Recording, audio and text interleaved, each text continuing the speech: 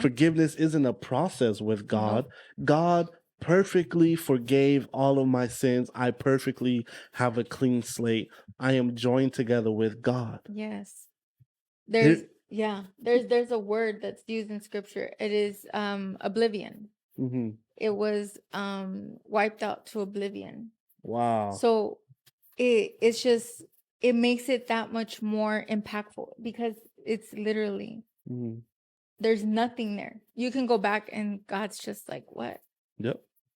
So that's a one that I feel that a lot of believers struggle with, Mhm. because you have the church telling you you have to do this, you have to do that, or else you're not going to be forgiven, or you're constantly having to ask for forgiveness. Mhm. That one's hard. Oh, that's dang. That right there is warfare as well, because imagine what God is saying over you, right? But then you're going to church, and then you're having Mhm. your leaders tell you you can't trust your heart. You're still living in sin. You Mhm. still have a sinful mentality or a Yeah. sinful nature, and it's like, wait.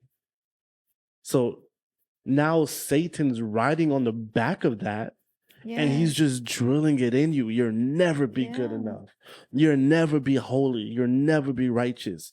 God, I'm righteous. It's like, no, you're not. Look what you did the other day. Look Yeah. what you were scrolling on the other night when you were Yeah. by yourself and no one was looking. Like, he rides on the back of some of these teachings that we open ourselves up to.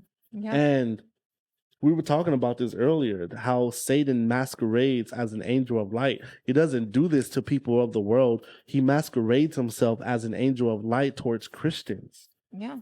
So think about how Satan can deceive you and have you thinking that you're receiving truth and knowledge and special kind of revelation, but really it's like how he tempted Eve in the garden. Mhm. Did God really say you couldn't eat of this apple lest you die? No, you won't die. You just have all knowledge and you'll be able to distinguish good from evil like God. It's like, okay, well, now Satan comes and he tries to entice you with this special revelation, and now you're getting all deep and he's bending scripture and he's Mhm. making things say that isn't really like, he's taking words out of context Yeah. to make it say things that are far off from what it's actually saying to us.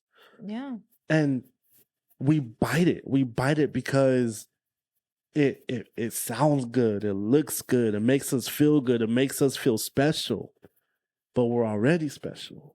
And see, and that's where we miss it. We forget what God already, tells us that we are. Mhm, We forget our truths. That's the bad part. We forget our truth. mhm, When we go through these spiritual warfares, it's usually in our storms mhm. that he hits us the worst. Yep. Because when you're going through a storm, let's say you're feeling lonely, he's going to tell you, well, God's not there. God doesn't love you. You're not, his chosen one. Yep. He's just, he's a suggester, because he Mhm, doesn't directly tell you that that's mhm. what it is. He'll suggest it. Yep. Maybe God doesn't want to talk to you. Maybe God doesn't Mm. want to listen to you. That's temptation. Yeah. Oh, yeah. That's temptation. Yeah. And yeah, because you're tempted to take on that and be like, well, yeah, look at my storm. Like, you're looking all around and it's just like, well, yeah, where is God? I'm tempted to doubt.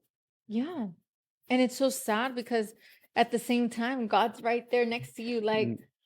bro, I'm right here. He's like, Hey. hey. Or even an even better one, I'm right here. Mm. Yeah, I'm because he's right close to here. us. Yeah. Wow, that's so good. Yep. So it's just like he's trying to get our focus off of what we already know, because we Mhm, know this. We feel it here. You can't mhm. say that you don't feel God here. Yep. What it is that your mind just comes in, and we're just so programmed to just listen to our mind, Mm-hmm. because our mind is just everything. Mm-hmm. But in reality, we should be listening to our heart, because that's where Christ dwells in us. Mm-hmm. Even when you don't feel it, because Yes. I used to base a lot of my closeness with God off of my experience, what I felt physically, right? Hmm. But now as you mature, you start to get to a place to where you would much rather know that God is close to you than feel God close to you. Yeah. You know, because what if one day you wake up and you don't feel anything? Yeah. You can't go based off of a feeling. But what if you woke up every day and you knew without a doubt God is with me? No one can take that from you.